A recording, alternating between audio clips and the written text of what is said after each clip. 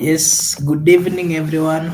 Allow me to take this opportunity to invite each and every one of you to this channel this evening, as we will be having a discussion on the planned demonstration by the youths starting tomorrow. It's an open discussion today. Whoever wants to join the discussion, I'll just share a link here. If you want to join, you can join. I've shared the link. We'll just have an open discussion on what we think about the future of this Republic, Kenya. So anyone having any opinion, you're invited. I've shared the link. You can click the link, and it will direct you to the stage, to the studio. Allow me now to take this time to welcome our guests. Karibuni sana wageni wetu wa leo. I'll take this opportunity to give Mr. Barak to say hi to the viewers, as we'll be soon starting the conversation. Mr. Barak, karibu. Thank you so much for the invitation, and hello and good evening to all our viewers. Nice to be here, and I'm looking forward to having an interactive session. Thank you. Karibu sana. Mr. Elon, say hi to the viewers. Hello everyone. Hello to my host, Marco Bura. Hello to my colleague, Barak.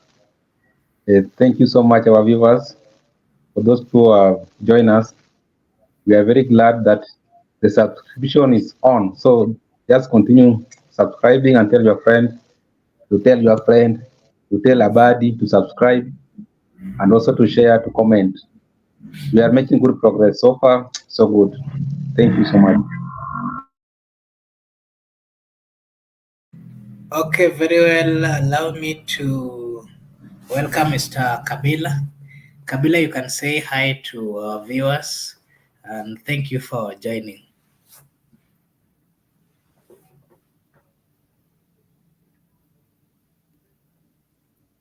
Just pick up. Say hi to our viewers. We can't hear you. I don't know. We can't hear you. Kabila, mute. Yeah. Hello, can you hear me now? Yes. Yes, go ahead. We can hear you. Let me confirm on something. Okay.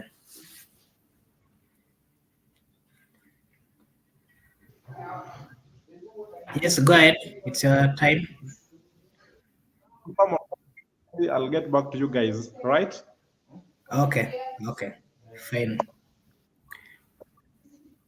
Yeah, so the discussion we want to have today is we want to talk about the planned demonstration, but again, we also want to see ways in which we can have a discussion so that we give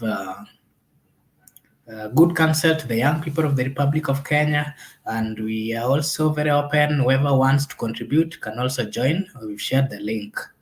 So straight to the point.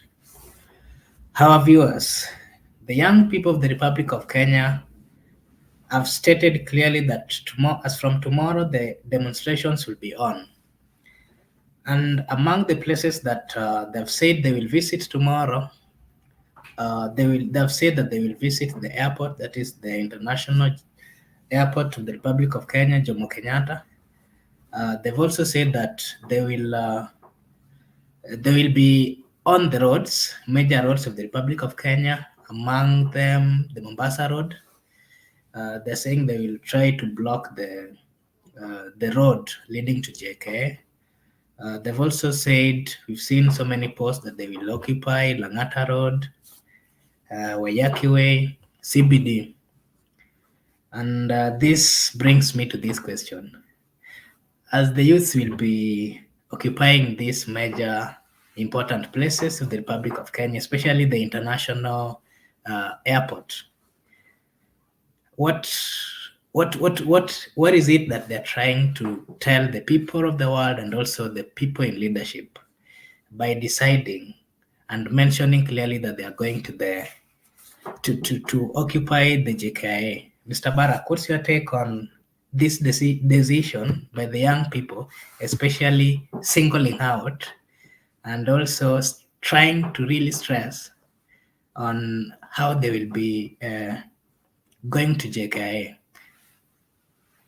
Does it mean that they know the importance of JKIA as the only place that people, especially international guests, come through and also exit? Why do you think they made this decision of going to now occupy the JKIA, but not these other places that they have been going to?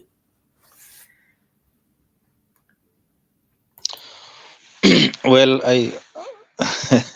it is very interesting. The question is very interesting, and I think I think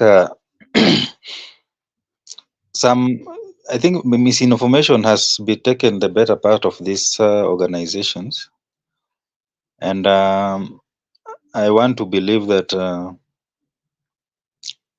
the idea that the demonstrators are leaderless is not true, because who makes these decisions to decide where to be occupied? It means that there is a leader somewhere who is directing and making decisions, and others agrees and follows.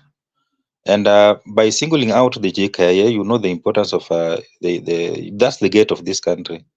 Is the main gate of Kenya, the JKIA, that connects Kenya to the rest of the world.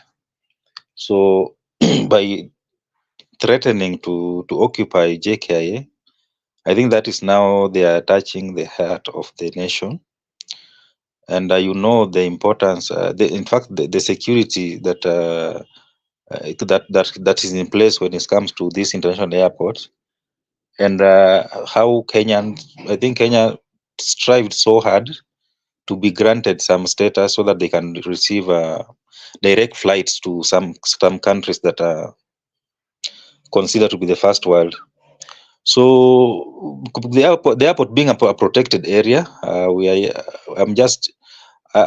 think I will just have to wait and see what happens tomorrow, whether the threat will materialize or what will transpire. Because as far as I'm concerned, the airport are among the protected infrastructures of the country, and access to this protected area normally is restricted.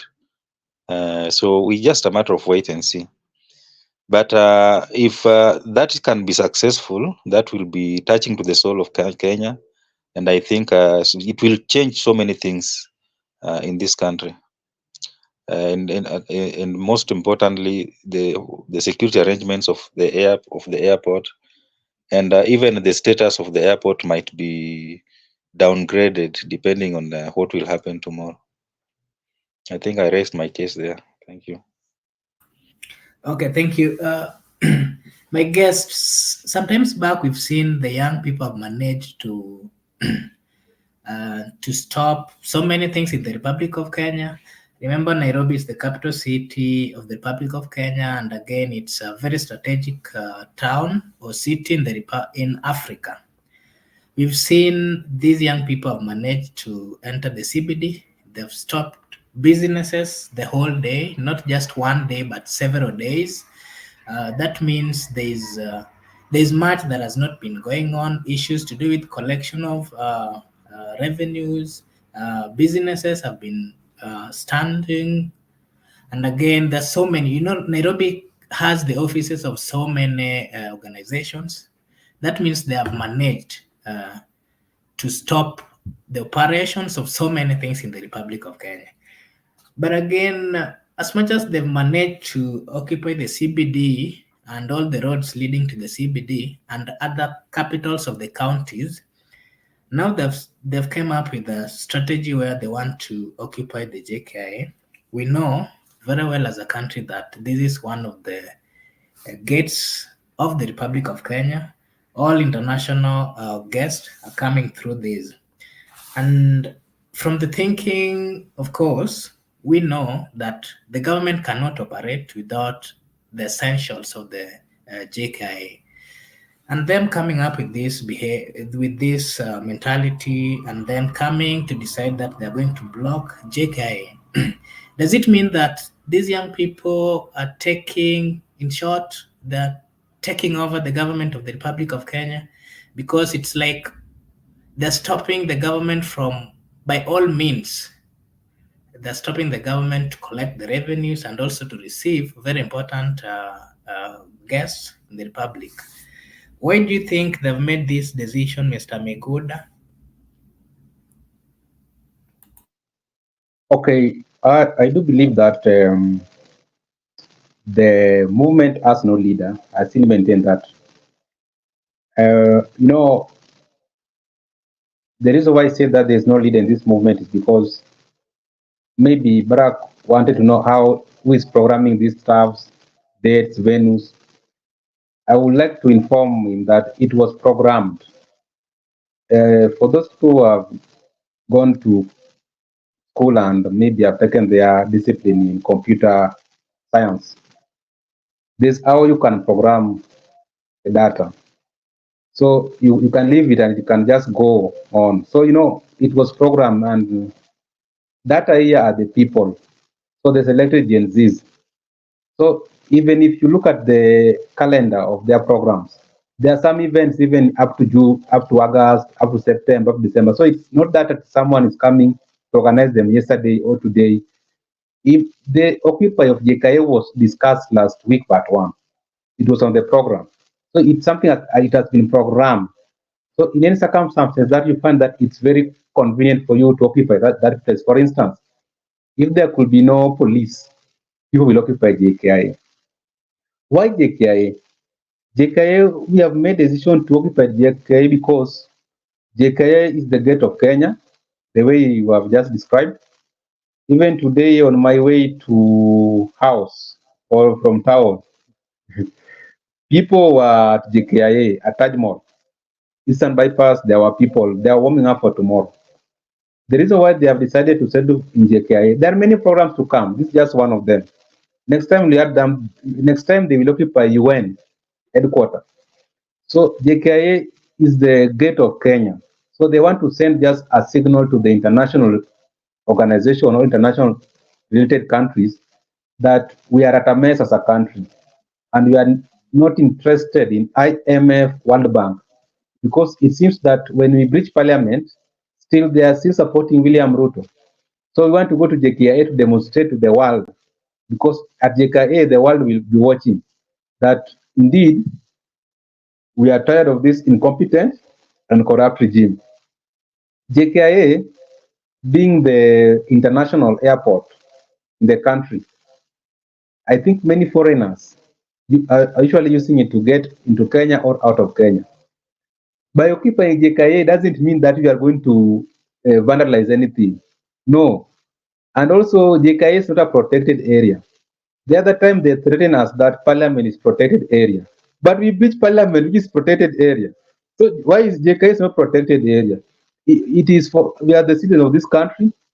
And if you are saying it is protected area, then it is protected for who? Who? Tomorrow, people will occupy JKIA. Whether there will be police, whether there will be whatever the case, people are going to occupy JKIA. For those people who cannot afford to go there, or those people who are coward, just remain at home. Those people who cannot manage, you mobilize people on social media. Not only JKIA, but also Wayaki Way, Langata Road, Thika Road. So if you bring more police at JKIA, people will be at CBD. So tomorrow, Mr. those who Miguda, want to what go. makes you think that if you go to JKIA, the problems or the issues that the people of Kenya are trying to bring on table are going to be solved? And I've just made myself clear that it's not a matter of at what's going to happen or what is going to happen. I've just said demonstration is a message to the government. We are not demonstrating so that something anything can happen to the demonstrators or government, because so far the government has recycled the cabinets. Today you had Moses Wetangula, Speaker, saying that they are going to vote again for the draconian finance bill. So you see, it means these people have not changed. So JKIA is simply occupied so that we can tell the government and its allies, the IMF and the World Bank, that we are sick and tired of your shenanigans. So occupying JKIA primarily it means that it's not that we are going to vandalize anything. We are demonstrating, we are protesting peacefully and unarmed. So there is no law we are breaking. We are aligning with Article 37 of the Constitution of Kenya, right to peaceful demonstration, picketing, assembly, and present petition to the relevant authority.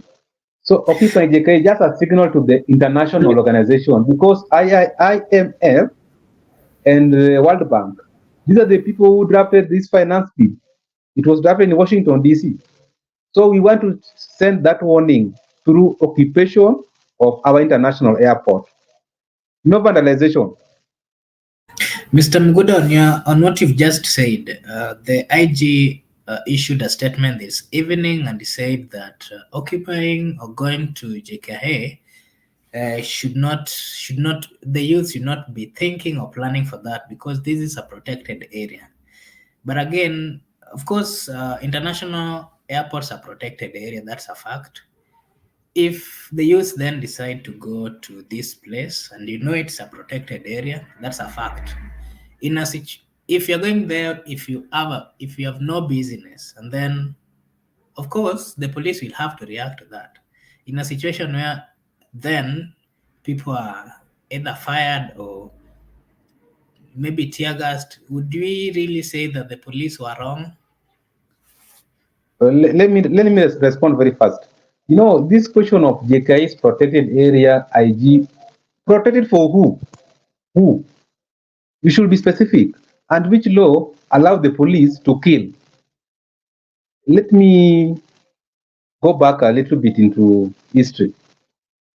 If you have a privilege to read the international humanitarian law, they are combatant and non-combatant. Non-combatant are the civilians, us. Combatant are the police. But police, there's no right for police to kill. That is unlawful order. There is no right for police to kill a civilian. What if I want to go and book a air ticket? Will you block me? Or I want to go and maybe to receive my relatives from the airport. Every day we go to airport, there is no day we have been blocked that it's a protected area. Why is it that it's going to be protected area tomorrow? Why is it that when people are demonstrating, it's now going to protect tomorrow? Those are normal dramas we are used to. The other day they told us Parliament is protected, but we breach Parliament. Next time they will tell you your house is protected area, or supermarket is protected area. It is not protected. If it's protected, then for who? But if it's protected, why are they leasing it to a certain company, an Indian person? I don't believe that JK is protected for the citizens of Kenya. We usually go there. When we are flying outside of the country, we go to JKIA. The similar relatives go to JKIA. So now I want to go and protest peacefully. Okay, fine. I don't know who is it that is protected for. It's okay, Mr. Migod. Allow me to give this chance to Mr. Kabila to say what he thinks on this issue of Gen Zs or young people going to occupy the JKIA, and what is the motive, and what should we then expect after occupying the JKIA? What will be the next, or which other place are they going to occupy?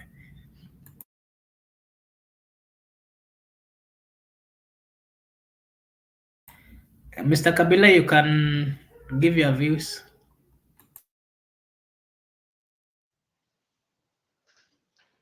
Okay, well, can you now hear me? Am I audible? Can you hear me? Maybe you can increase your voice kindly, but we can hear you. Your volume. You You can can hear me. increase your volume. Yes, yes. Go ahead. Now you can hear me very well. Yes, yes.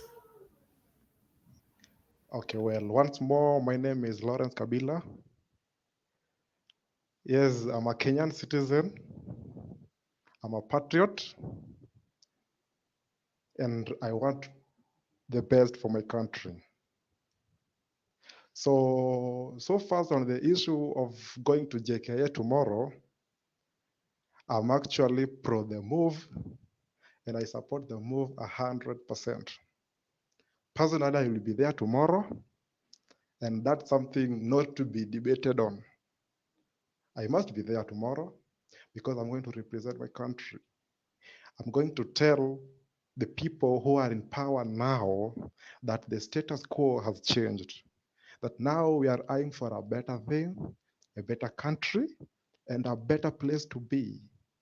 Yes, we must have a country that accommodates everyone, any like-minded person, anyone who has ability to think should live in this country freely without any fear, and then at least be at a position where the resources, or even like basically, before I go deep into the topic, let me ask you guys a question.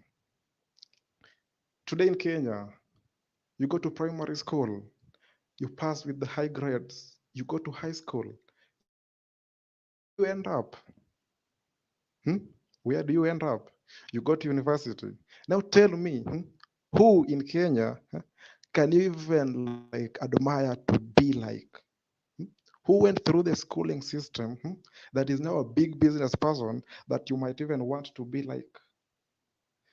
If you look at that angle, the situation we have now, there's no one. The people who are in the top 1% with the resources are people who are born in those, or maybe they are directly beneficiaries from those who are in the government.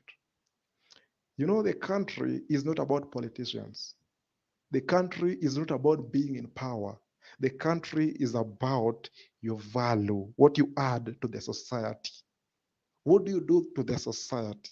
That's what the country is about. And if you look at you doing something to the society, we won't have been here. We would have been somewhere. Anyone else could have made it. But now we're in a country where the only people who can make it is a politician. For you to make it, you have to be a politician. Go and ask any single kid. No one wants to venture in business.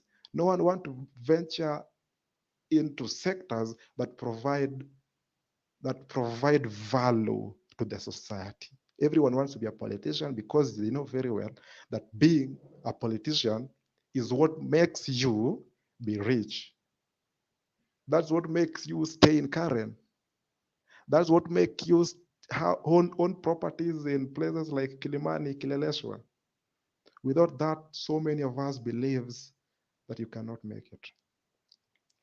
So on to our move to occupy JKIA tomorrow. I've seen so many people talking about JKIA being protected. Let me ask you guys, at your home or in your home or wherever you live, whether it's a community, whether it's a home, any setup, there's a gate man at the gate, right? This person who is at the gate is to oversee, to see what's happening, who enters and who leaves, checks what is entering and what's leaving. So is that the protection that you guys are telling us about the JKIA? How protected is JKIA? Having a military base around it, having a GSU base around JKIA does not make JKIA being protected. So if JKIA is protected, what of these foreign investors who are coming to invest in it. I saw somewhere someone was saying that around 20% of JKIA was going to be sold out to foreign investors. So to me, basically, it can be sold out 100%, right?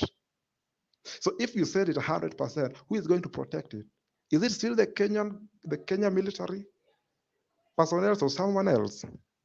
So I think this issue of JKIA being protected, I think it's a lie. Yes, we have a protocol on JKIA, and that protocol that we are going to breach tomorrow to go into JKIA. But there's nothing like protection. This is just like these people are trying to sell us fear so that we can see that JKIA is something like, going into JKIA is like a death sentence. Yeah? It's like a death wish. But it's not a death wish. This is a public property. Yeah? This is a public property being funded by the public government. Our money is our taxes. That does everything that's being done.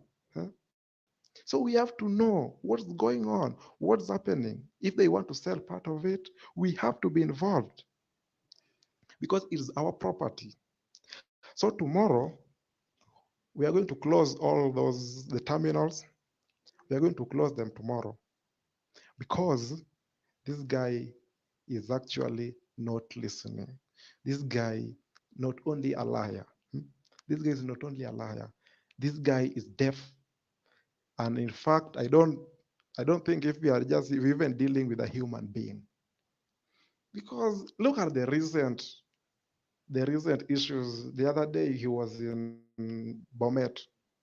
Look at what the guy told us. Like he gave us the middle finger. Huh?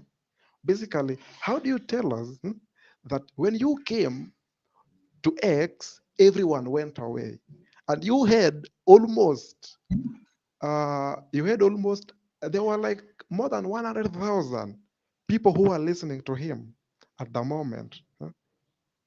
So me personally, on my opinion, tomorrow we have to go to JKIA and we have to occupy it. And that's where we are going to get the international media. We are going to get the financiers of this government. We are going to get the IMF. We are going to get the World Bank. We are going to get that old person who is going at home. What is his name? Joe. We are going to get Joe from there. Because tell me,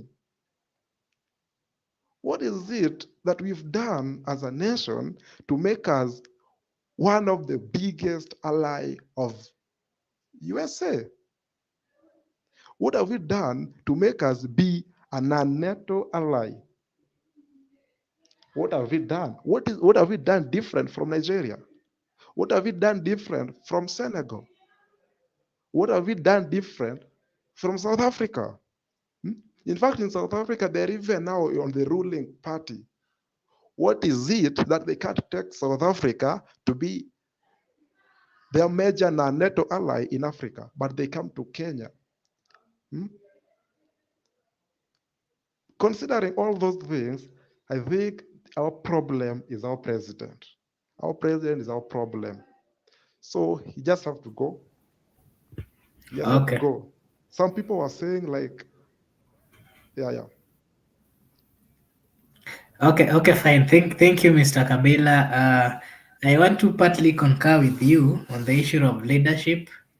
It is true that among the problems we have in the Republic of Kenya, it's because of the wrong choices that we've made as a people when it comes to electing those who are representing us, either at the county level, at the national level.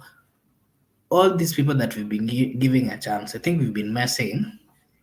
And it is also true that, from my understanding of what leadership is, not everyone is a leader.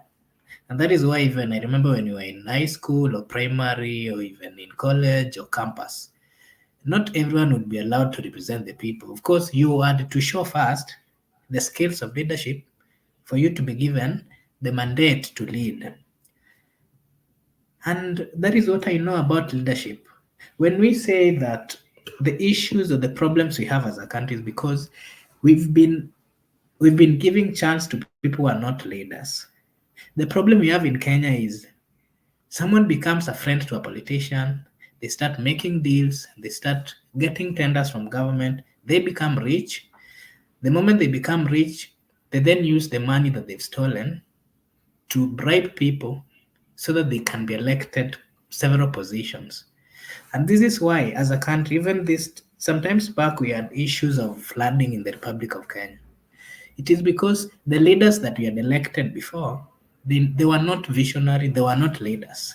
You remember a whole governor, a former governor of Kiambu, Mr. Ferdinand Waititu, Baba Yao, at one point he said that if, let's say, a river is passing by your house and it's affecting your house, the only thing you should do is to divert that river so that your house would remain safe. Such kind of mentalities, these are the reasons why when flooding came, so many Kenyans died, because the leaders that we have are not leaders. These are people who have gotten into politics or leadership by bribing the people. So all they know is protecting what they have earned by looting. They don't have leadership in them. So partly, we as the people of Kenya, we have to be very selective and clear when it comes to electing the people who represents us. Uh, we've seen the courts of the Republic of Kenya. Immediately this government got into office, we saw a laxity within the courts of the Republic of Kenya, whereby the people of Kenya felt that the courts were in bed with the government and that most of the issues that had been taken before them, they were giving or making decisions that were siding with the government. But after some times, since we started seeing these demonstrations, we've seen a change because sometimes back we saw them say that the shifting was unconstitutional. And again, I remember when the KDF were also deployed to thwart the demonstrators. They also come out and they said very well that it's unconstitutional. Does it mean that, I'm asking you this question, does it mean that this revolution has really brought us some democracy to an extent that even this, we've seen the executive have woken up, the judiciary, the parliament partly has woken up. Are we right then to say that this demonstration has somehow brought back the democracy that we longed for as a republic, Mr. Barak?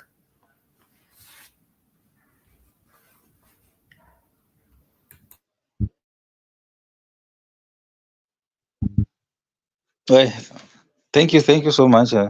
I think the demonstration brought some awakening in the country, in the governance system, from the way the politicians used to behave. I think majority of them have changed their behavior or their way of communicating with the public.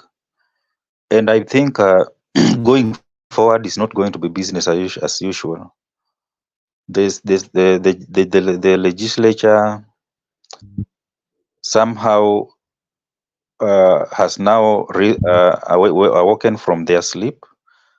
And I believe if you listen to the whole speech of Wetangula, not selectively, you could see that there's something that is going to change from the way they've been doing the activities. Even the vetting, they've been behaving like a rubber stamp for the executive. I believe right now vetting is going to be thorough, and they are not going just to to pass the names that come from the executive because the president has submitted the names.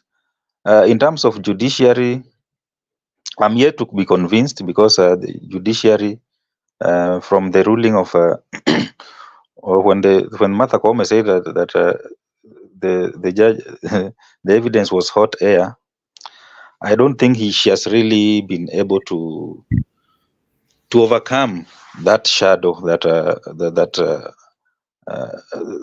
after that ruling. So I believe that there's still much to be done in the judiciary.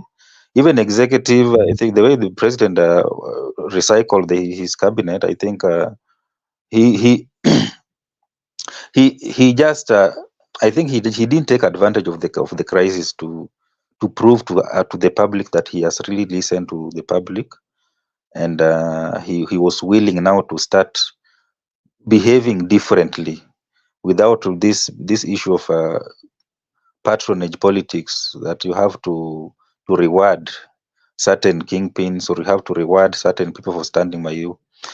So if he could have just appointed new faces in the cabinet, I think to me that could have been a very clear message that he has decided to to have what we call a paradigm shift, and now to start behaving the way Kenyans expect him to behave.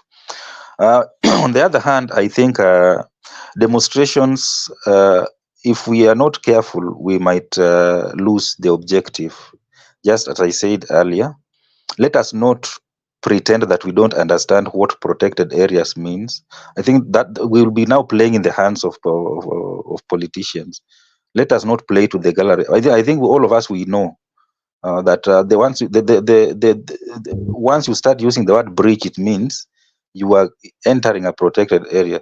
The fact that we are we are occupying doesn't mean it's not a protected area. It means that we are just trying to protest and to show that we are not in agreement with the status quo.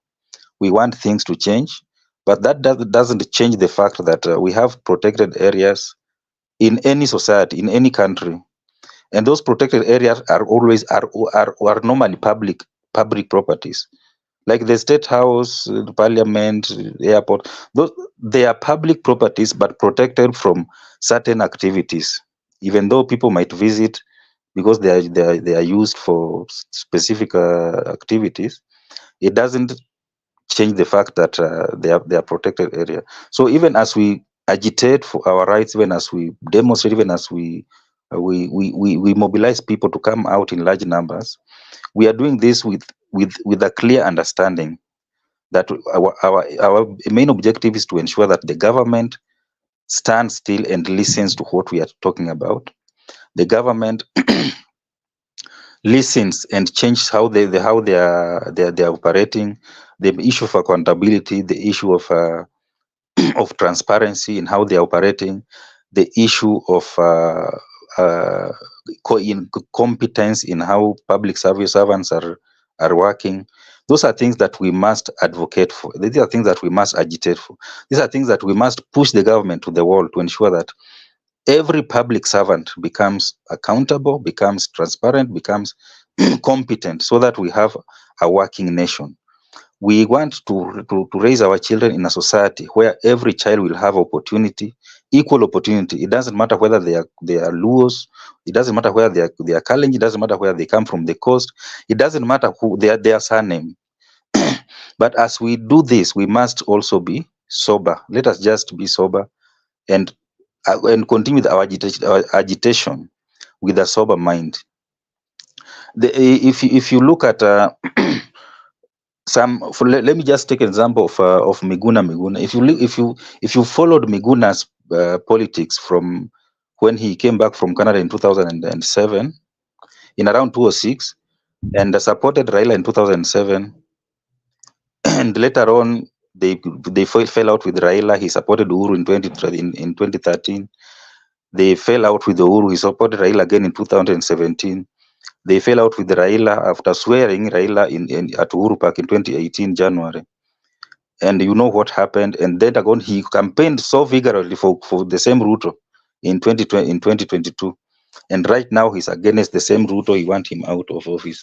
So I think we also need to look at the consistency of the leaders that we have on our side, so that even though they are trying to advocate for some, we need to understand, why did you stand so vigorous with this guy just 20 months ago, and you are sure that this was the right person, and now even less than 2 years down the line, you want him out of office so urgently? How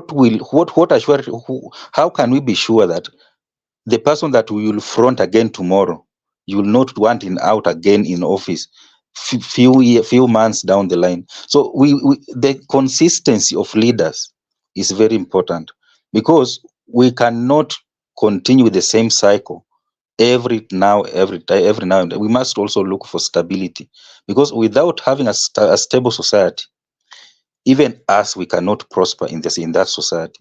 We must look for stability in terms of policy, in terms of leadership, in terms of individuals also who stand with us in this cause. Let me rest my case at that.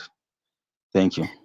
Okay, thank you, Mr. Barak. Allow me to remind our viewers that you can like, if you're new to this channel, you can like, you can subscribe. We need your help. You can subscribe so that we can grow together. But anyone who is willing to join the conversation, I can share the link. It's an open conversation. I've just shared the link. Whoever wants to join the conversation can just click that link and you'll be directed to the studio. Kindly be part of this. We are having a discussion because we are Kenyans, and our input in one way or another will help to shape this country and to take it to the right direction. Mr. Meguda, we've seen the courts, the judiciary has somehow woken up from the slumber. We've started seeing them giving directions which are going well with the people. Does it mean that they're also fearful of the Gen Zs, that they might get into the judiciary to try deal with the corrupt judges? Or what is going on? What's your thought? Kindly make it a bit brief because of time, and we are also many in the background. Thank you. Um, First, I would like to say that JKIA, yes, is protected, but not for Kenyans. It is protected for terrorists and criminals. So if you are telling us it is protected, it should be specific for who? Peaceful Kenyans, it is not protected for us. So to answer your question about the judiciary, I think judiciary, in the separation of powers, checks and balances, judiciaries, their main role is to interpret law. They adjudicate. So, and judiciary also, more so judges, they are the security of Kenya. So removing them is not like removing an MP or a president. I think you have to go through Judicial Service Commission and also recommendations. So if JSC has recommended a judge to be corrupt, there's a process of removing a judge. So we are just following the law. We will not do things contrary to the law. If judiciary there's any corrupt judge or anything, there is a provision through Judicial Service Commission, recommendation through court process, then a judge can be sent home. Yeah. Okay, thank you. Mr. Lawrence, what's your take on the whole thing? We've seen change in how things are operated within the judiciary. We've also seen some change within the parliament, but we'll dwell much on parliament in a few. Uh, Give us your thought on what you think about the judiciary. We've seen them make some judgments which are pro people, and the people have somehow started welcoming their decisions.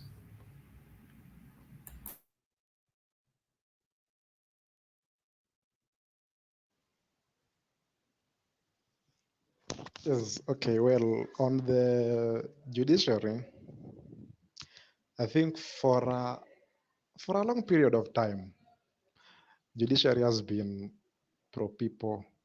Yeah, they have been doing judgment based on the constitution and the majority view. Because if you look at it, we had BBI, they cancelled it. We had there have been so many judgments that they've done that are pro people and against the government, which is basically the executive. I don't think, if personally I see a problem with our judiciary. I think my issue is with the executive. The executive take on the judicial judgments. That's where we have a problem. And that is what we should be discussing. That's why we want the executive that respects the judiciary. We had the issue of CAS being nullified. We had the issue of our police going to Haiti being nullified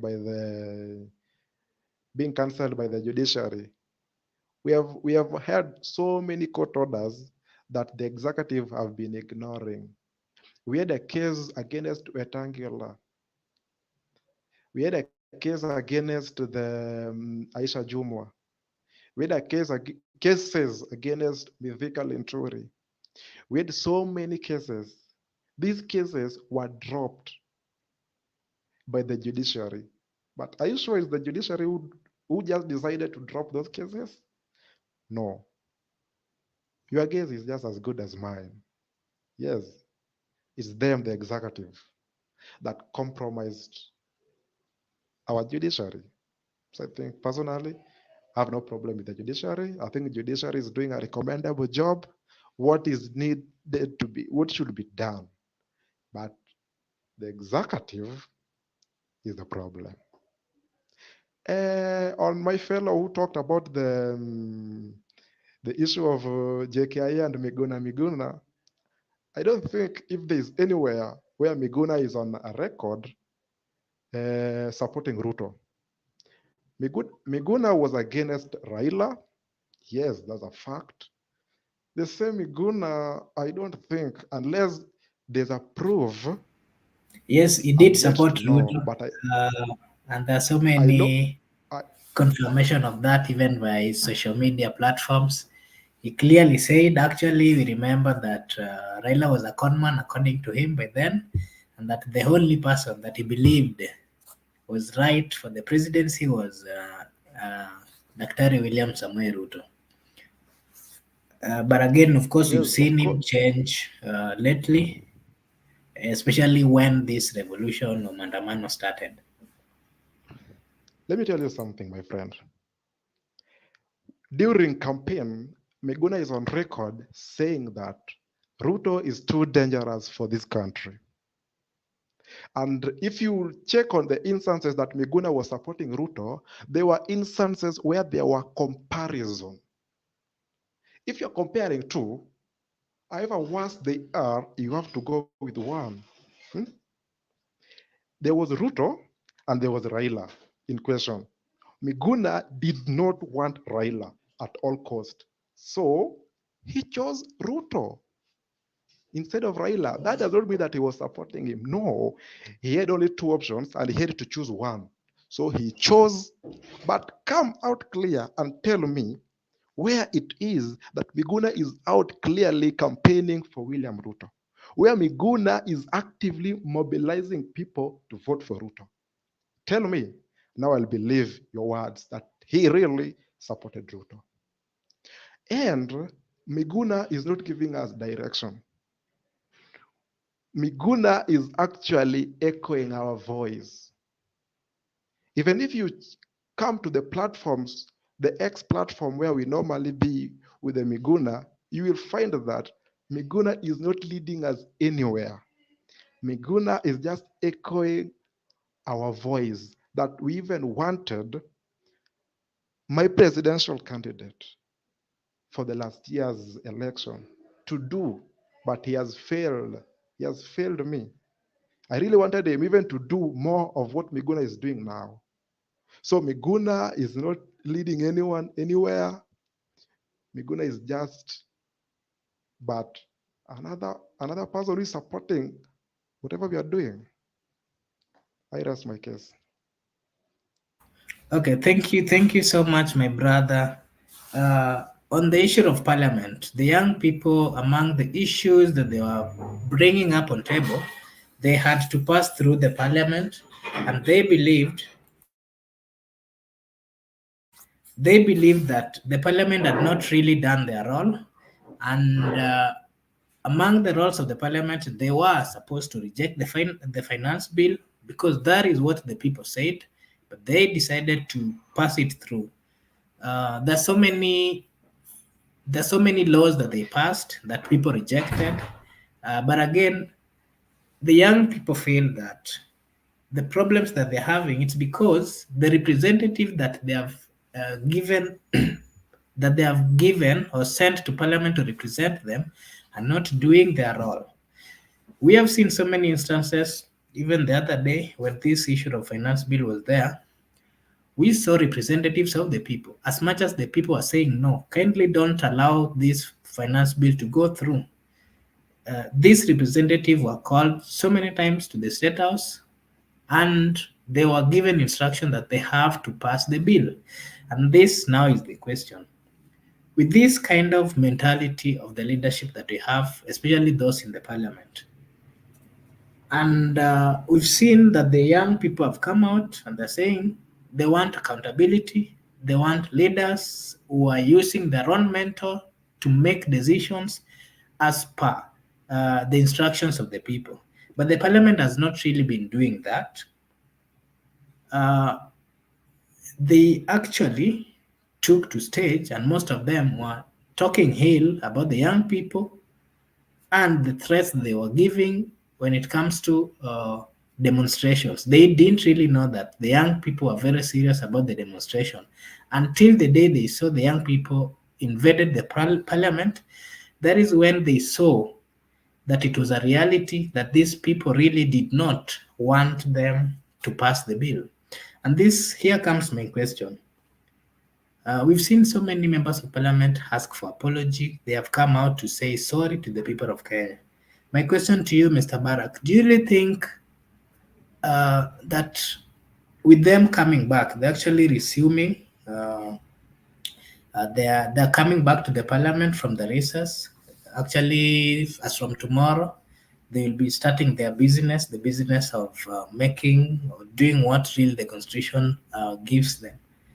Do you really think that going forward, these members of parliament are going to make decisions which are popular with the people, decisions after going to the people and listening to understand what they really want, or still they're going to listen to their masters? In the Republic of Kenya, the only parliament that people have really praised was the 10th parliament. In the 10th parliament, every member of parliament was very they were very composed. They were making or coming up with laws which were really helping the people. They were not really relying on their party masters or political masters to make decisions.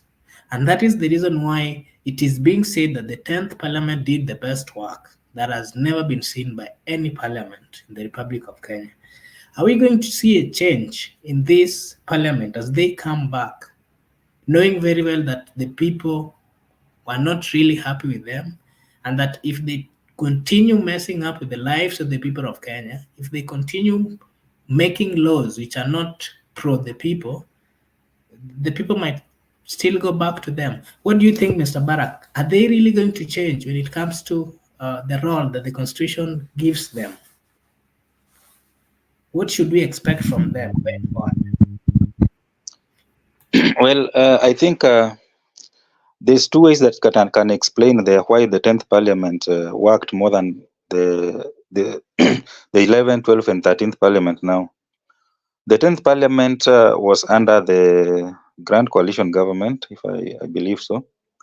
And you remember that this Parliament, even the Speaker himself, was one of the best speakers we have ever had in this country, Bwana Kenneth Marende.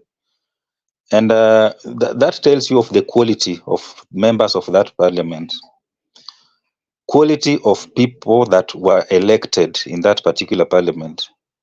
You can even check if you are the members who occupy that parliament, the kind of quality of debate and quality of personalities who are members of that parliament.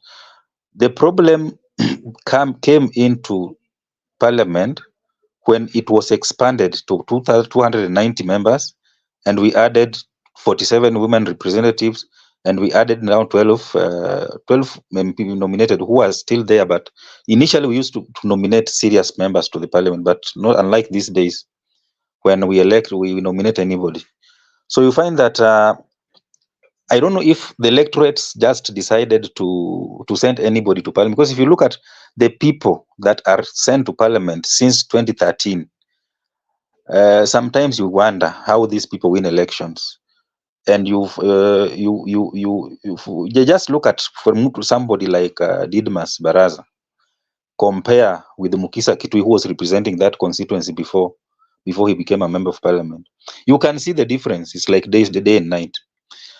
Look at even people like this comedian Salasia, standing in parliament. What can he say? Look at someone like Sudi. What can Sudi bring into parliament, really? So you find that we have a house full of people who are more than 80% are not qualified to be in this parliament. So that's why you find that these people they're just controlled like sheep. You just direct them by the shepherd, and they just move in one direction without even looking at the dangers ahead. And this dictatorship of the majority that came in 2013, when Mutahi Ngunyi called it the tyranny of numbers, it is something that messed up the competency of the National Assembly completely. And since 2013, when Uhuru was controlling the legislature like his classroom, and this has extended up to now. If you remember 2015, I think around 2015, when security bills was being passed, it was the same thing that happened just the other day, like finance bill, when you find that the president has directed his member of parliament to pass a certain bill, and the public is saying, please, members of parliament, do not pass this bill, but they go on and pass it. It shows you that because they believe they have the numbers, that is the ruling party, they believe they have the numbers, they use those numbers for their own advantage, not for the advantage of the Mwananchi. Because if they really meant well for the people and they have the numbers, why can't they use those numbers to serve the people in the way that the people want? It means that they want the numbers so that they can serve their own interest. And the opposition being so helpless, because in parliament it is numbers that count. So they oppose, but at the end of the day they get defeated, because a majority of members of parliament belong to the ruling party. So I pray that going forward, parliament is going to play their role of oversighting the executive. And if they don't do that, I think it is important that every constituency, they start recalling their members of parliament. If a member of parliament does not serve the interest of the constituency that elected him or her, then it is time to recall them and replace them with people who can serve the interest of the electorates, as opposed to people who are going there to serve the interest of the president and their party. Thank you. Okay, thank you so much, Mr. Lawrence. I've seen your friend is. I don't know whether he also wants to join. Maybe you can share with him the link. Or you can tell him to join through the link so that he become parts of the. He can also give his view. Yeah, going forward, Mr. Miguda. We've seen the level of seriousness in these young people. They have shown the president that the power belongs to the people, and that the chapter 1 of the Constitution of Kenya is there and it has to be followed. That the sovereign power belongs to the people. With that, having known what the Constitution says, they have tried to exercise it indirectly, not through the representative that they gave the mandate to represent them. Are they going to translate this when it comes to 2027 general election? Especially, are they going to punish the members of parliament? Because the members of parliament truly, they have not listened to the people. They've been making decisions, especially looking into what their seniors want or party leaders. Like what we saw in the Republic of Kenya, the members of parliament were very serious. And they were coming out telling the people of Kenya that this finance bill, we are going to pass it whether you like it or not.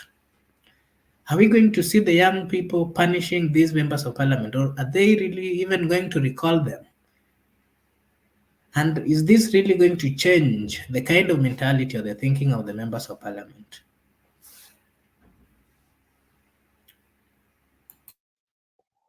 I think as a country, we have a problem with the system. That's why these young people want to get overhaul of the system so that they can transform everything. Because if you go back to elections, the current system, during the electoral process in this country, there are some members of parliament who will come back whether you like it or you don't like it. Some members of parliament are going to be given direct tickets with their parties, political parties, and some are going to be rigged in by IBC officials.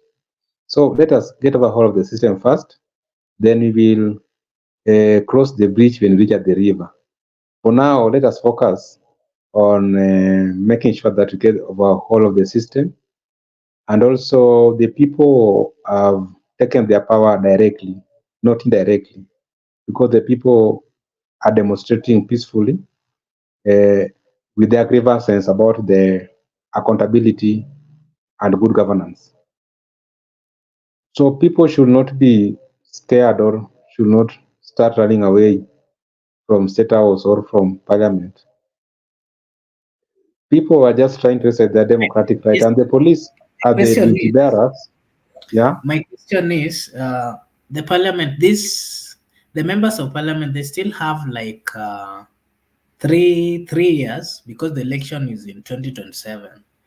So going forward, as from tomorrow, they're coming back to the parliament to do the business of the house.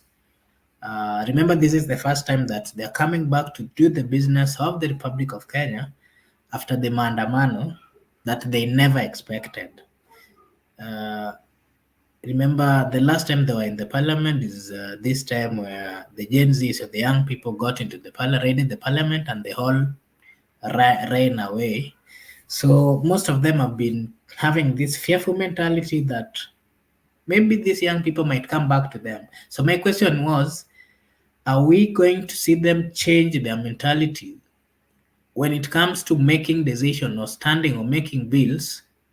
Are they still going to rely on their political leader instructions, or this time round, because the young people are there watching them, are they going to be fearful of them when making decisions? Are they going to make decisions uh, which are really making sense and which are really pro the people, or they're still going to rely on their leaders to give them way forward? To answer your question, let me begin with the quote of the former US President Abraham Lincoln. Once he said, and I quote, "If you want to know the true character of a man, give him power." So I think these current members of parliament, they have demonstrated their true character. So I don't expect any much change from them. None of them is going to change because they are having power and they have demonstrated their true character. They have reflected their true character through that power which they were given. Coming back to parliament, it all depends with their constituents. You know, there are some people, it will depend on their constituents and also the strength you put in the campaign. Because you can remember, member for parliament for Kiaru, for instance, Didi Nyoro, he voted yes. But when he go back to his constituents, he got a very warm reception. People are very happy with him. The relationship between you and your constituents will determine your re-election. I don't think anyone is ready to change their character. And also there, like our country, there are some base which are tribal base. For instance, if you go to South Mogirango, Silvan Sosoro, he might be not a good legislature in parliament, but they will elect him or they will re-elect him the fact that they are tribal-based people or they are pro-UDA. For instance, Kiaru constituency or Kikuyu constituency. Do not be surprised if you see Kimani Ichung'wah coming back to parliament because of the issue like tribe and party politics. So the character of a member of parliament cannot be changed overnight. We have already seen their character. These are the reals of them, so they will not change any soon. So I will just appeal to our constituents and our parents and our young people. Kindly, when you are voting, do not measure a leader based on tribe or party politics. Try to measure a leader based on, for instance, if you are a member of parliament, elect someone who can legislate, elect someone who can oversight, and elect someone who can represent you without any fear, favor, or contradiction. You'll be surprised also, my friend, when you see people like Gadoni Mamuchumba. They will not be re-elected because they have stood firm with the people. But due to the tribal politics and party politics, you might see Gadoni Mamuchumba not coming back to parliament, and it's a good legislature. So such politics do play. For instance, if you go to Super South right now, Karoli Omondi is really trying more than what Mbadi John did in 15 years. But due to party politics, ODM politics, and tribal politics, he might not be re-elected. So it depends with party politics and also with the tribal-based politics. Okay, thank you. I can see someone at the backstage. The person called Ave. Either uh, either make your connect your mic or camera for you to. That is when I'll allow you to join. Kindly, if you are willing or if you want to join, kindly allow your mic or camera. Put it on, and then I'll allow you to join. Mr. Lawrence, I don't know if you can hear me. Can you hear me? Mr. Lawrence, are you there?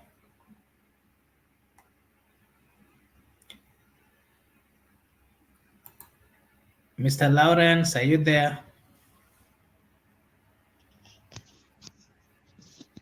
Yes, I'm around. Okay.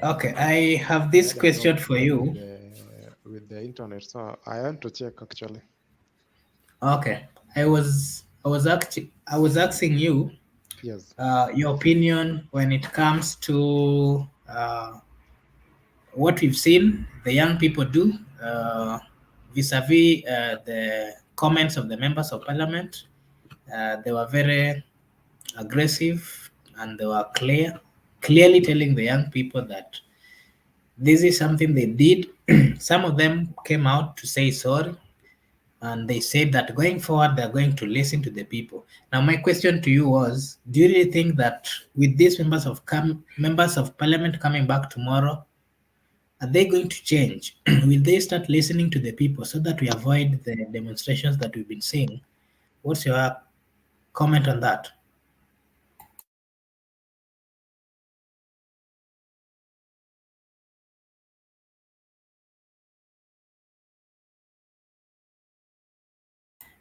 Okay, I don't know whether I think he has a problem with this network. I think he has a problem with this network. Mr. Barak, we've seen and we know the role of the opposition leader. They're supposed to ensure that they oversee. Actually, they are supposed to ensure that they're like the watchdogs of the people of Kenya. They're supposed to ensure that the person in leadership or the party in leadership does what is right and what the constitution says. We've seen sometimes back we had a very strong opposition party in 2013. In 2013, when we were having election, immediately after we had a very strong opposition party. But we've also seen this tendency where opposition party at some time they tend to get or unite with the ruling party, and whenever they do this, we've always had a problem to an extent where they actually forget their role, and then they start being given instruction either from the ruling party. We've seen that so many times, and this has really messed us as a country, because whenever we see an opposition leader or opposition party uniting with the ruling party, there are so many they've not really done their check very well, and that is the time where we see major scandals coming up. And now my question to you is, when we got into 2022, the general election, immediately after the election, it is true that the Azimio had the majority, but then thereafter, the president compromised so many members of opposition led, and then they joined the government, and that has really paralyzed the role of opposition because now they have lost the majority. And in my thinking, I've always thought that whenever we have a good number of members of parliament who are in the opposition leader, there is a possibility of us seeing an accountable government because they always tend to put the government on check. Do you really think that going forward, especially with those members of parliament who shifted to the government side, with this mandamano demonstration that we've seen, I think this is a reminder that Kenyans are awake. They know what the constitution says. They know the role of the opposition. They also know that once you're elected and then your party doesn't get the opportunity to be in the government side, you're supposed to be in the opposition side. Do you really think that with this in their mind, and especially those members of parliament who shifted their allegiance to the ruling party, knowing very well that they belonged to the opposition, do you really think this is going to change? This kind of democracy and the following of the constitution, is it really going to change when it comes to the role of opposition? With what we've seen, because the young people have reminded the people of Kenya that they have a role, that the constitution has to be followed. What's your take on that? Okay, my take is that I think we Kenyans need to understand one thing, that once the role of oversighting the government, the executive, belongs to the National Assembly. And in the National Assembly, we have the minority, we have the majority, and we have the minority. This issue of saying that opposition existed in Kenya before 2010 constitution started being implemented. And that is why you usually see that whoever loses presidential election, they go home. They don't have a role to play in parliament. They just make noise on the roads and everything. But they are not effective because they are not in parliament. As it used to happen before, when leaders of opposition used to be in parliament, to leading their troops in parliament. But when we changed the constitution to 2010 constitution, and we borrowed American system of governance structure, there is no role of opposition in parliament. They don't have an opposition leader in parliament, and that's why it weakened even the parties that act as opposition parties in parliament, because their leadership is outside, but they are just inside parliament. And that's why even it is very easy to lure members of the opposition to the government side. And another issue is that there is this notion that you used to see those members of parliament saying, we are going to work with the government so that our people can get development. And that clearly shows you that even these members of parliament, they are not even, they don't understand how people should get development, because development you don't get because you are working with the government. The role of a member of parliament is to oversight the executive, to oversight the government, to ensure that there's accountability, there's transparency, and there is proper utilization of resources. But they used to go there. I remember even the 6 ODM members who used to go to State House, they say that they are working with the government so that they can receive development in their constituencies. And if you check in Nairobi, as example, in Nairobi, Embakasi East, the member for parliament for Embakasi East, Honorable Babu Owino, has done so much, and he has never gone to State House to work with the president so that the people can get development, as opposed to Langata, where Jalango has been in State House several times. saying that he's going there to get development. So it means that even these members of parliament who are shifting allegiance to the president side, to the ruling party side, they don't understand that we have a new constitutional dispensation that ensure that development goes to every corner of the country, irrespective of where those people voted for. Therefore, every member of parliament should understand that their role is to oversight the executive. And in terms of this opposition leader, or we call it this, the number two in election, working with the government, in I think in Africa we just have a problem of people understanding their role once election is over. Because when someone has been declared as the winner, the way Ruto was declared as the winner, he has a role to form a government and to lead. And the second person should ensure that they keep him on toes. Look at what happened in the US in 2020 when Donald Trump lost election and Joe Biden came in power. Donald Trump was very busy strategizing on how he can come and take up power again. And you see, he is now a force to reckon with in the election that is there in November, because he did not go and start looking for ways of how he can work with Biden. And I don't know from which alliance. So we just miss it completely. And the most unfortunate thing is that people usually die before these things happen. Every now and then, Kenyans have to die. Then opposition will join hands with the government. Then they call it a handshake, or they call it partnership, or they call it whatever name they want to call it. Then they start working together and forget completely about what happened before they came together. And you remember even the issue of this debt that Ruto is always crying. The debt ceiling of this country was lifted up when Raila and Uhuru was working together. And I remember when Junet Mohammed was very instrumental in parliament those days, coming up with bills and the bills that really worked against us as a country. And because they were together, there was nobody who can speak on our behalf.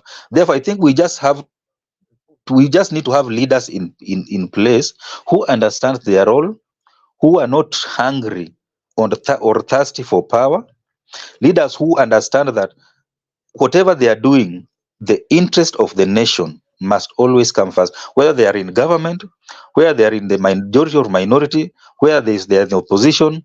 They must always ensure that the interest of the country comes first before their own interest. Thank you. Thank you. Mr. Kabila, what's your take? Are we expecting the opposition to change, considering the fact that the young people feel that they've not really done their role? And now, from what we are seeing, it's the young people are doing the role of the members of parliament, and especially the opposition. It's the young people who are trying to ensure that the government is up to date of what they're supposed to do. The Gen Zs and the young people, they are the ones who are reminding the government of their role, a role that should be done by the opposition.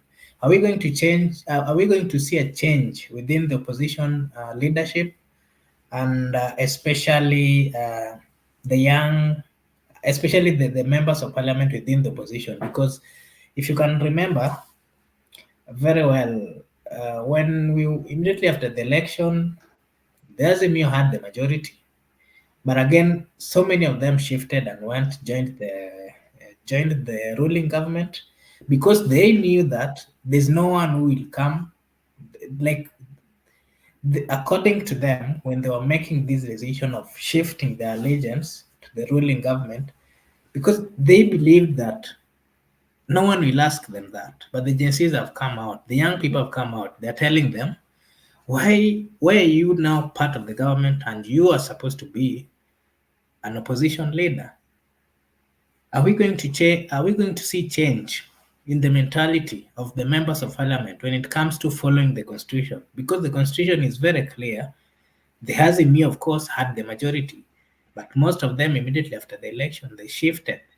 Are we going to see a change in this kind of behaviors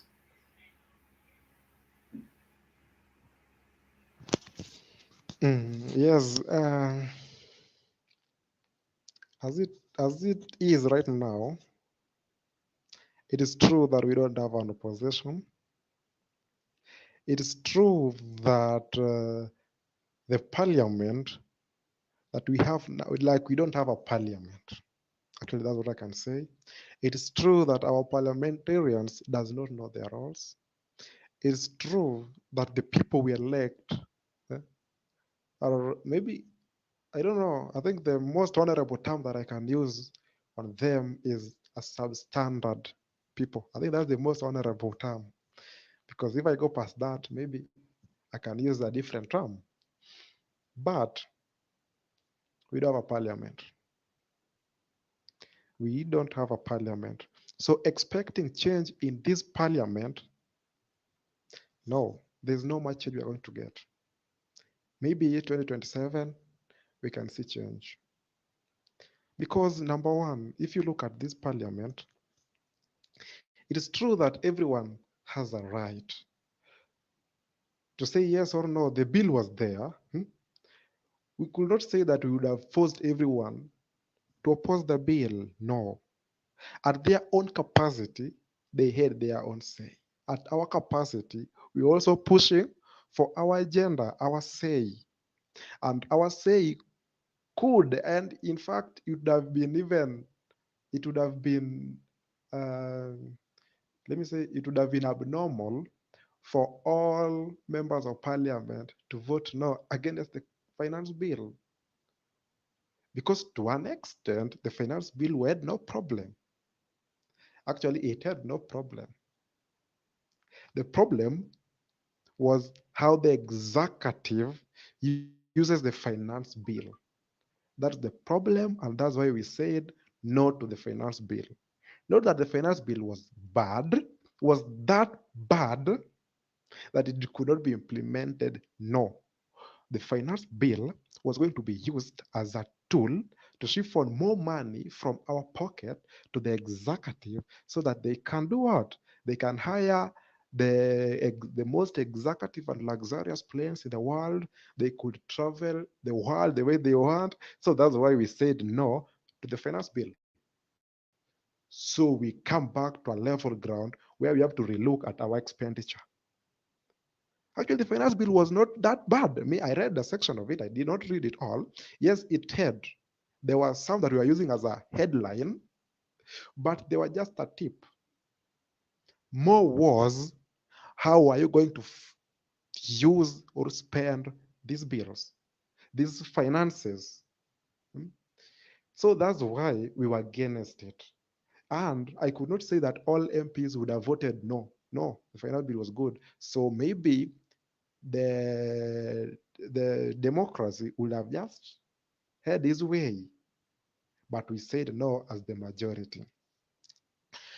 Haya, first, let's take it back kidogo. Immediately after election, Raila Odinga had the majority. That's the Azimio, had the majority. And they were to form the majority in this parliament, right? Where is that majority went to? Immediately, some people defected. Why were they defecting? Why were they leaving Azimio and moving to Kenya Kwanza? The first week, I was like, why are you moving? What have you seen? So, like, if you came here through Azimio, why are you now leaving to Kenya Kwanza? Like, what are you expecting? That one informed me that these people do not know their roles. Like, we have only three roles of a sitting MP. We have oversight, we have legislation, and the other one was the third one. Hmm? Representation. Representation. Representation. Representation. Yes, yes, actually. Thank you, Elon. Thank you, thank you, thank you. So tell me, why are you moving to Kenya Kwanza when you're elected with Azimio and your three roles are very clear that you can even do them with an independent, as an independent candidate? Why were they moving there? That one reminds leads me to remind you that executive head had his say on who to be the majority and who to be the minority. Again, we had our our speaker. Where yeah, that one went through the election, so we can say the majority had their way. Wetangula became the speaker. I'm not sure, but I stand to be corrected. PAC, Parliamentary Accounts Committee Chair. I think for the last parliament, that position has been reserved for opposition, right? Anyone listening to me? Yeah, As we speak now, normally is it for normally that position is reserved for the opposition. Inakwanga hivyo. yeah? And as we speak now, where is it? It is in opposition. John Badi is the PAC chairman. It is in opposition. Yeah. I'll And discuss where it do we later. have Just one. where do you have this guy called, where do we have this guy called Ndindi Nyoro? Didi Nyoro is in the budget committee, Budget the chair for committee. budget. Yeah. Has it been a reserve for the opposition, Ama, is for the government? Okay, PSC or just budget? go on. Just go on. We'll discuss. I'll chip in sometimes when my time comes. I'll let you to understand it. Yeah. Okay. Yeah, actually, I stand corrected there. So I was saying that our parliament, there will be no change in the parliament, and these people will just stand to be worshiping the president, which is the executive, because most of our parliamentarians believes that they were elected not because of their ability to represent their people, but it was because of the president. They believe that they went there because of the Kenya Kwanza. They believe they went there because of the strategy of the president. So that's why these people will never change. As long as Ruto is still there, they will never change.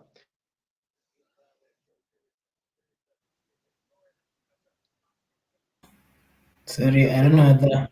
Yes, yes. Kindly continue. Hello. Can you hear me? Yes, yes. We can hear you. Okay, thank you. Continue. So that's why I'm saying there won't be change in this parliament when the likes of how do you call the Silvanus or Soro are still there, because most of them are just like Silvanus. If we start counting them, the likes of Kimilili MP, the guy from N- N- Vika, that woman from Vika Town MP, these people won't change because they believe they are there because of their master. Who is their master? Head of the executive. So we don't have a parliament as we speak. And I will still praise Gen Z for trying to instill and the responsibility in our parliamentarians, that they managed to achieve some, the likes of Jalango. Main reason of Jalango going to the government was to get development from State House. Yes, that was good. But now, after pushing hard, he came back. He realized himself that no, actually, my role is not to go to the State House to get development. My role is to represent my people in the parliament. So at least they came back. Some withdrew, and some are actively supporting us. Boom!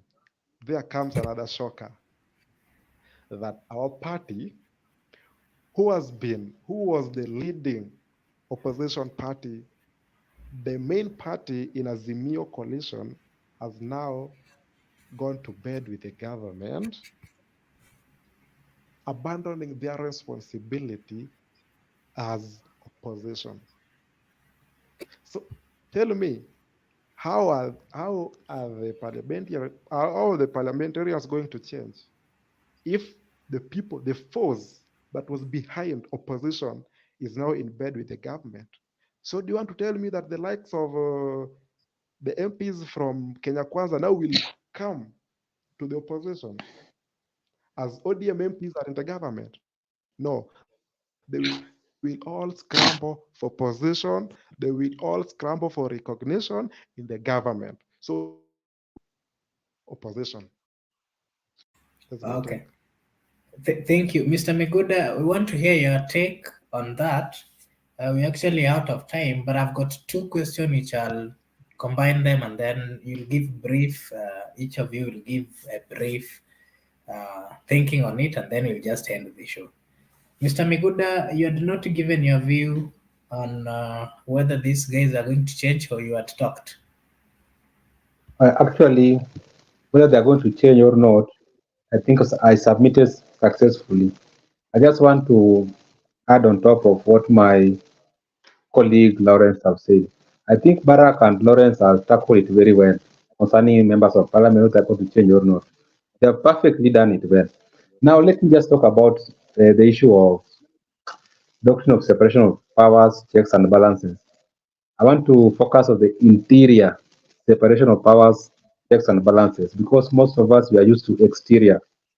I just want to assist my brother Kabila to bring his point home. You know, Lawrence, in these ministries, for instance, they are all of them are represented in parliament.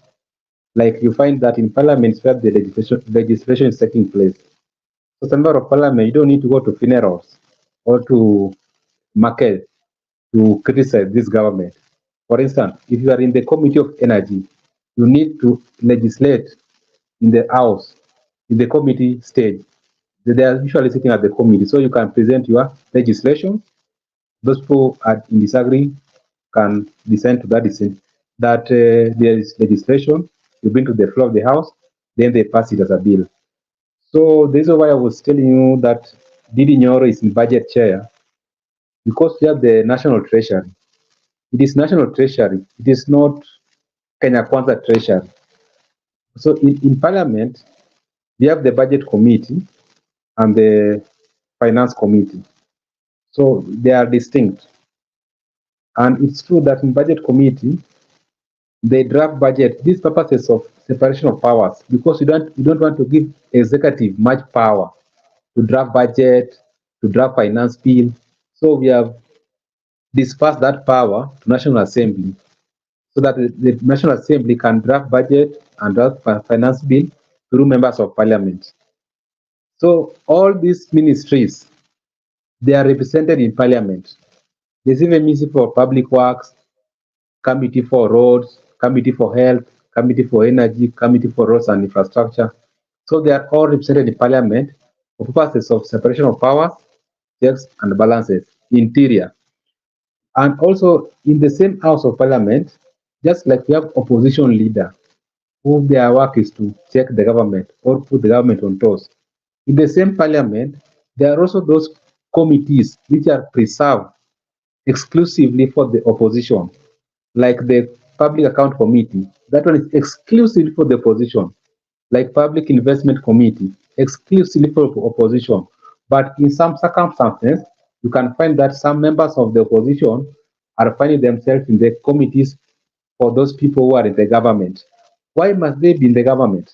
Because it is the government that makes the budget, not opposition. For instance, Embakasi East Member of Parliament, Babu Oweno, is a member, is a committee member for the budget, but is in opposition. So even Emilio Diambo is a committee member for the Cabinet Secretary for Defense, but is in the opposition. So sometimes even Oburu Odinga is a committee for energy in the Senate, but is in the opposition. You can be a member or sometimes vice member. That's why we're saying if these things are drafted and an opposition member of parliament there, you don't need to come to the funerals and market under the floor of the house to oppose the bill that you are voting no.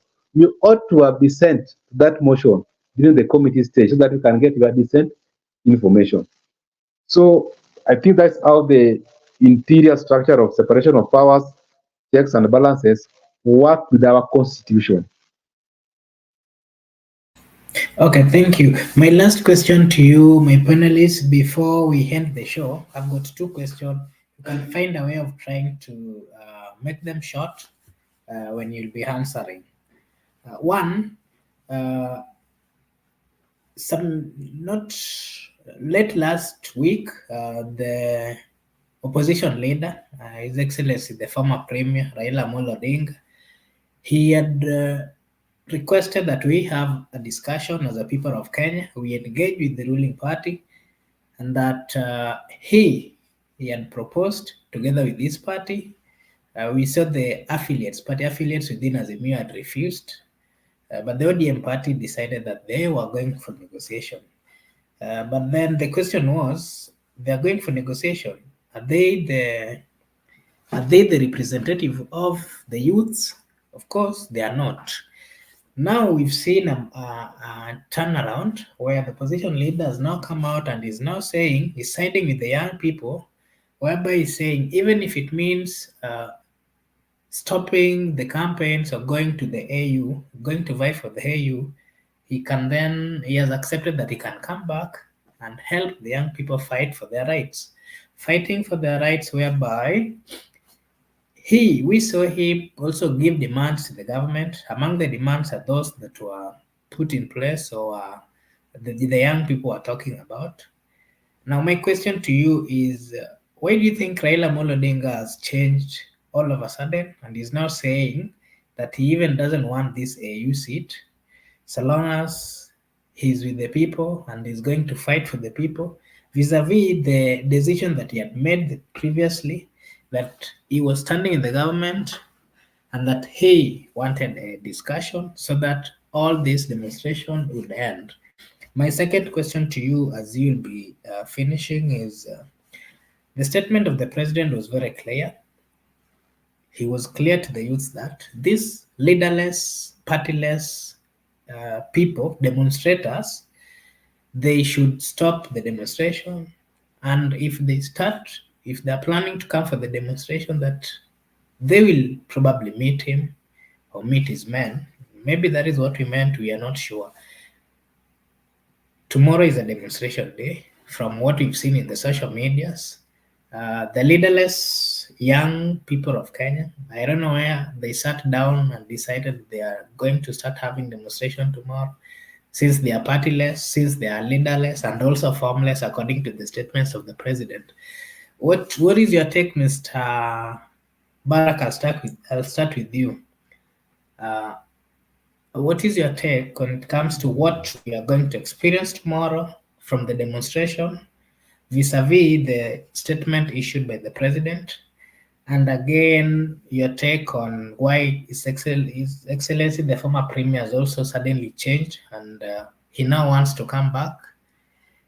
We are not sure whether someone told him that the young people wants him to be the president, he should stop going to the AU. We are not sure. Kindly give us your take. Well, the issue of the former prime minister is just confusing. I saw the cartoon today say his position is confusingly clear. So it is very difficult to predict what Raila wants, because even Raila himself, he doesn't know what he wants. Even I'm sure, even if you ask him today, what do you really want? I'm sure he doesn't know, because things that are happening have even have caught him unaware, and the situation is getting confusing him more each and every day. And I think it is just best for him to relax and focus on one thing. Either because I know even AU, the way things are getting more complicated for him, because of even you hear even Tanzania have already declared the interest in the AU. So his numbers are reducing each and every day. So I don't know if you want to behave like a hyena who want to follow two routes and eventually will miss all. But I think we will just have to monitor, because I'm sure even himself, he doesn't know what he wants. So let us allow him to continue getting more confused, and as he get more confused, I think we'll get to understand him more. The issue of I know we have people in ODM who are very hungry for CS positions, and we have people in ODM who cannot survive without Raila, and these are the people who are holding on to his hanging on to his court. The likes of Mbadi, these people cannot survive without him, and that's why you see them even talking the way they are talking, because they know minus Raila, they are useless politically. And what we want as the people, we don't want to see Raila in politics, even in 2027. Allow him to to rest. Allow us to elect people, especially from Luo Lanyanza. We've been held hostage by this ODM thing for long because of Raila's style of leadership. He has been giving people direct nominations. He has been imposing leaders on us. And as a result, we have remained so much behind in terms of development. Because we'll be ending up with the leaders who understand nothing about development. Look at the kind of governance that we usually end up with. It's such a pity that the champion of democracy, the father of devolution, cannot allow his people to elect their own governance. He must interfere and impose his people there, so that I don't know, they know how to, they loot together or what they do together with those governors. That is why you see Luoland, we have a problem of development. That's why we see many young people from the Luoland are languishing in abject poverty, because there's no development. There is nothing that you can say devolution has brought upon to in our land compared to other counties that have utilized devolution very well. Then, in terms of what the president said, I think we just have to wait and see tomorrow, because he said enough is enough, and we want to see what that statement means tomorrow. And I think that's where I can rest my case. Thank you.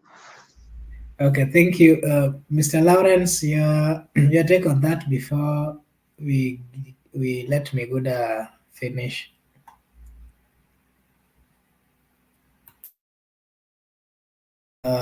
Actually, the issue of president. I mean, the statement of the president concerning the planned demonstration, and also Raila changing his mind when it comes to his stand on the AU. He's saying anataka kuachana na hiyo mambo ya AU. He wants to now come. I don't know whether there's this rumor that they met with the Uhuru and the Uhuru promised him that he'll support him to become the next president of the Republic of Kenya. What's your take? What do you think about the whole thing? That's so hilarious. Like Uhuru supporting him again to be the president when he could not do that when he was the commander in chief. Hey, that's a serious joke. So my take on the issue of Raila, I think this thing is so confusing from inside and from outside, because Raila is sending us a mixed signal.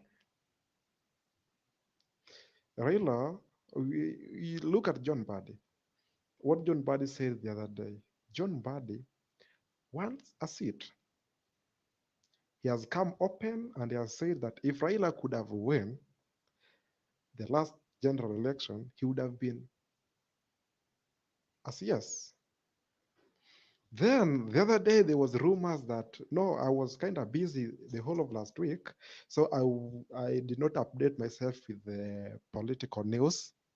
So I really do not know exactly what happened for the last 1 week, but I saw somewhere that some people walked away from Azimio talk, and from what I'm getting is that it was about the issue of splitting the CS positions that was donated to the opposition. So if Raila and the ODM walked out of the likes of the Wiper and the NAC Kenya because there was difference in how they are going to allocate or whom they are going to give the CS positions, Mbadi is out here telling us that he wants to be a CS Raila is now coming to tell us that he doesn't. He is not with the government, even if it's about him losing his position of a youth seat chair. These things does not add up. Like, who is fooling who? And if you look at the Raila who is denying him being with the government is a soft Raila. Is a very soft Raila whom not only telling us that he doesn't want or he is not in bed with the government, he is also telling us that he wants negotiation. Who is going to lead this talk? He wants a talk, yes. Who is going to lead this talk? Hmm? Who is going to lead it? Him or someone else? And then after the talk, where do you expect us? In the government. So I think basically, as we speak, Raila is in the government and they are figuring out how they are going to issue the CS slots that they were given. So I think it's very clear that Raila is in the government and anyone who is waiting miracles, maybe for to see Raila on the streets against Ruto, I think unless we call another Ben Hinn, he might reveal that to us. Or maybe Rachel can reveal just as she turned water into clean water into something. Yes, that's my take on Raila. And to Ruto, we know Ruto. Ruto is a killer. Ruto is a liar. And a liar is more worse than a killer. So imagine you fear a killer now. Hmm? And now I'm telling you that you should fear a liar than a murderer. A backstabber is someone, is the worst enemy or the worst person for us to have in our society. So if you feared Ruto, maybe 70% of him being a murderer, a killer, because let's not pretend. Ruto's case was ilisimamishwa huko ICC. Main reason, hakukuwa na evidence. Why? All the witnesses were murdered. They were killed and they could not show up at KCC. I think that's the main reason why hiyo kesi ya Ruto ilisimamishwa. That one we all knows. And we all know the hatred in Mr. Ruto. Lawrence, we don't have the specifications of that and we can't really verify that. So those are Actually, if your we go back own to sentiments. yes, I start with my words because if we can go back to searches, a period of 2012 to 2014, so many bodies were found dumped, and upon the scrutiny, they were found that some of them were witnesses. The likes of George Saitoti, some bodies were found in a forest, some were found in sugarcane plantations. All those bodies, we must find them. Even if someone calls me today, I will go to the internet and search for those news and I'll show you people those news. So this guy is a killer. This guy is a murderer. This guy is a liar and a serial liar. So what do? He dares us the other day that if we go, enough is enough, right? We are also telling him that enough is enough. If he's telling us enough is enough, we also send the same message to him. Enough is enough. He must resign.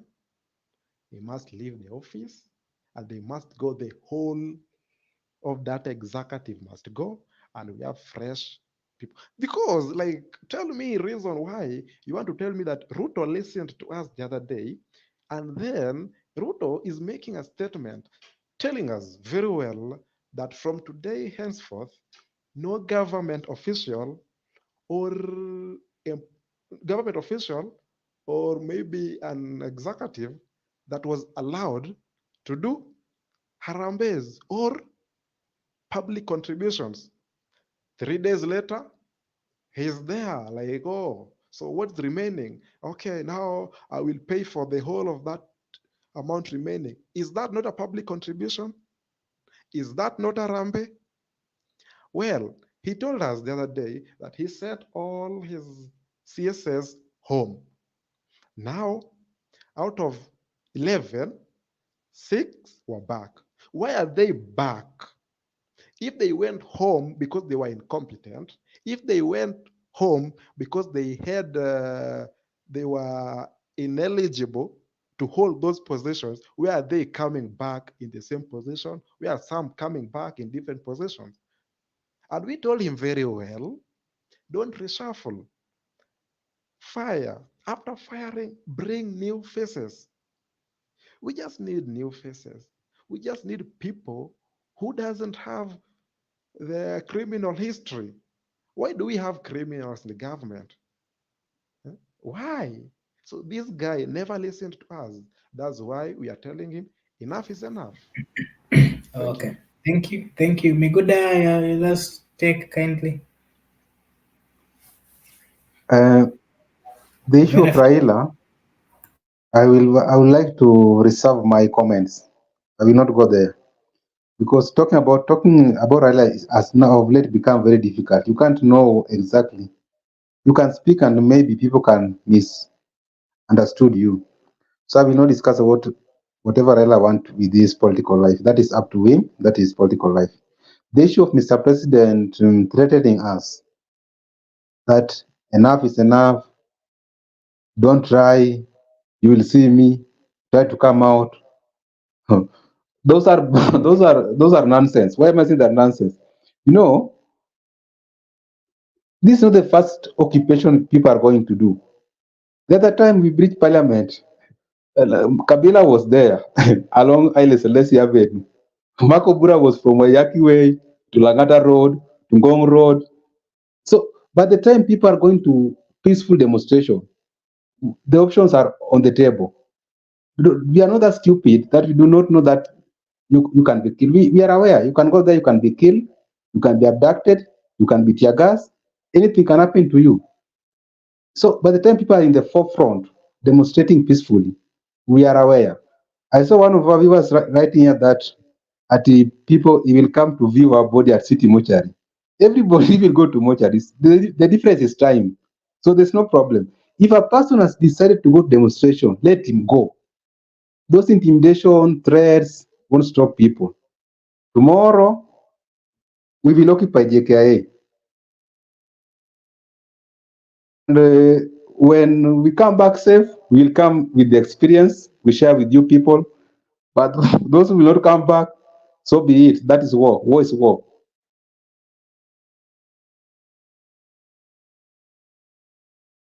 Okay, are you done, Mr. Miguda?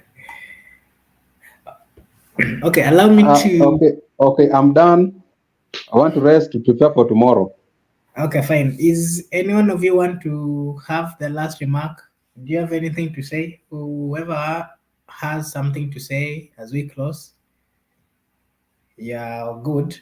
Okay, let me take this opportunity to thank our viewers. We are so much grateful. Thanks for always being there for us. And if you're new, kindly like and subscribe to the channel. What we do, we simply try to talk about issues affecting the people of Kenya and how we can solve the problem as a people.